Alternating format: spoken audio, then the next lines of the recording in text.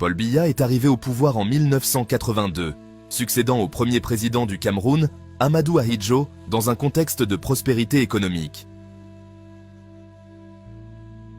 Le Cameroun, avec ses ressources naturelles abondantes et ses infrastructures prometteuses, semblait alors destiné à un avenir radieux. Mais au fil des années, le rêve d'un Cameroun prospère s'est effondré sous le poids de la mauvaise gouvernance et de la corruption. En 42 ans, Paul Biya a transformé un pays prospère en un pays très pauvre et profondément endetté. Le Cameroun des années 1970 était un exemple de développement en Afrique centrale. Le pays bénéficiait de la croissance agricole, de la montée en puissance de ses industries nationales et d'une stabilité politique enviable. Mais peu à peu, les politiques hasardeuses et la négligence de l'État ont érodé ses fondements. Les fleurons de l'économie camerounaise, naguère des symboles de l'indépendance économique, ont peu à peu disparu.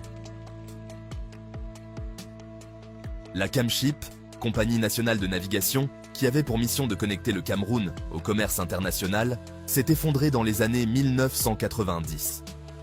La mauvaise gestion, la corruption systémique et l'absence de vision à long terme ont plongé cette société dans des dettes insurmontables. Camship, jadis fier de porter le drapeau camerounais sur les mers du monde, a cessé d'exister, laissant le secteur maritime national à la merci de compagnies étrangères. La Camaïr, compagnie aérienne nationale, n'a pas eu un sort différent.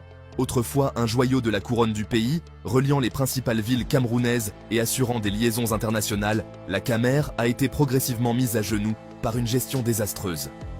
Des dirigeants, nommés non pas pour leurs compétences, mais pour leur loyauté envers le régime, ont dilapidé ses ressources, menant à des retards de salaire, des avions cloués au sol et finalement à la liquidation de la société.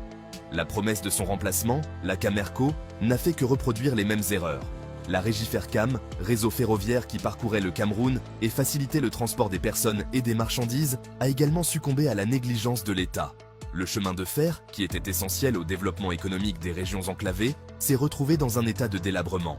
Finalement, l'entreprise a été privatisée, mais sans réelle amélioration des services, ni investissement pour moderniser les infrastructures. Ce fut une perte monumentale pour le pays, qui voyait là disparaître un de ses piliers de développement. Quant au secteur de l'énergie et de l'eau, leur déclin a été tout aussi catastrophique. La Sonel, qui gérait la production et la distribution de l'électricité, et la SNEC, qui assurait la distribution d'eau potable, ont été privatisées dans des conditions opaques. Les privatisations, loin d'améliorer les services, ont conduit à des augmentations de tarifs que la majorité des Camerounais ne pouvaient en se permettre, tandis que les coupures d'électricité et les pénuries d'eau sont devenues la norme. La promesse d'une meilleure gestion et d'une amélioration des infrastructures est restée lettre morte, laissant la population sans accès fiable à ces services essentiels, sous le poids des dettes et des scandales financiers. Sous le règne de Paul Biya, l'État a progressivement renoncé à son rôle de soutien à l'économie nationale. Les industries stratégiques, telles que les plantations de la Société de développement du cacao, ou SODCAO, ont été négligées, les infrastructures laissées en ruine, et les multinationales ont pris le contrôle des ressources naturelles. Au lieu d'investir dans l'agriculture, les transports et l'éducation, les revenus pétroliers et autres ressources ont été dilapidés dans des projets mal conçus ou ont disparu dans les méandres de la corruption. L'endettement est devenu le mode de financement principal de l'État, et le Cameroun s'est retrouvé piégé dans un cycle de dettes sans fin. Les prêts contractés auprès d'institutions internationales ont été rarement utilisés pour financer des projets viables et durables. Au contraire, ils ont souvent été détournés, avec pour conséquence des infrastructures publiques en ruine, des hôpitaux sous-équipés et des écoles délabrées. Le bilan économique de Paul Biya est aussi marqué par une fuite massive des cerveaux. Les jeunes Camerounais, découragés par l'absence de perspective, ont cherché leur salut ailleurs. Les médecins, ingénieurs, enseignants et autres professionnels ont quitté le pays, emportant avec eux le savoir et le potentiel nécessaires pour redresser l'économie. En 42 ans, Paul Biya a laissé un pays exsangue. L'espoir, autrefois palpable, a été remplacé par la résignation et la pauvreté. L'État, au lieu de garantir les services de base à ses citoyens, a échoué dans sa mission la plus élémentaire, protéger et promouvoir le bien-être de ses habitants.